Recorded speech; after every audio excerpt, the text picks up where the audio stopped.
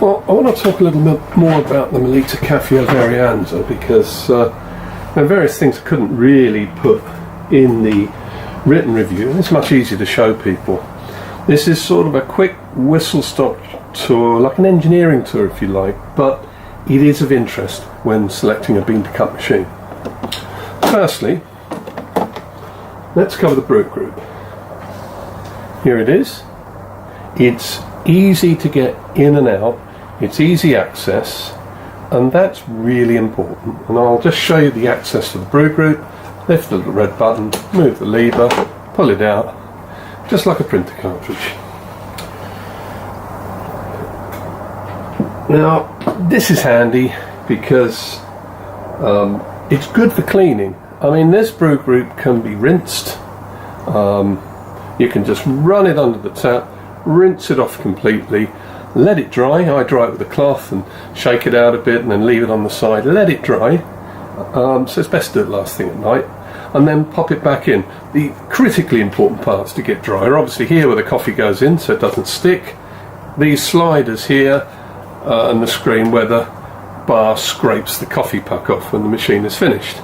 But that's just rinsing it under the tap. You can do that on a weekly basis, I would, and then once a month or once every 2 months you give it a good clean with detergent.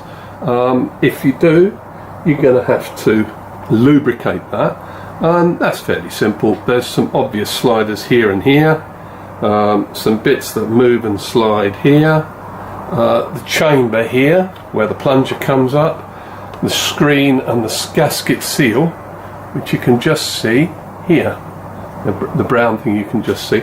And how I would maintain that, I would get a cotton bud. I use this, but you can buy a food safe silicone grease, it's about £7 off eBay, handy for all sorts of things, fully food safe. It's called Action Can.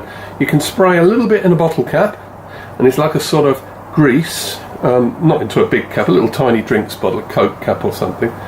Use a cotton bud, you just simply dip it in, and because my brew unit's slightly damp because I washed it, you would use the cotton bud to run lubricant all around these rubber bits and seals and sliders, and also the O-rings here. See these O-rings, these little O-rings there and the one at the top there, and do it with the cotton bud because it's quite hard to get this sort of silicone or PTFE based lubricant, which this one is, off your fingers once it gets off.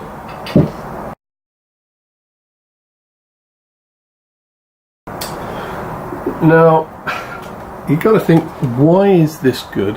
Why am I even mentioning this? And that's because, believe it or not all bean to cup machines have brew units you can remove. And they don't have chambers where the brew unit sits that you can wipe out, sanitize and clean, and get where the coffee comes out and wipe and sanitize and dry and clean in there. And that is so important because if you can't get to these areas, coffee does get everywhere. You'll see it when you pull the brew group out. Coffee's staticky when it's ground, it flies everywhere. It doesn't just go in this little chamber here where it's meant to go. It'd be nice if it did, but it doesn't.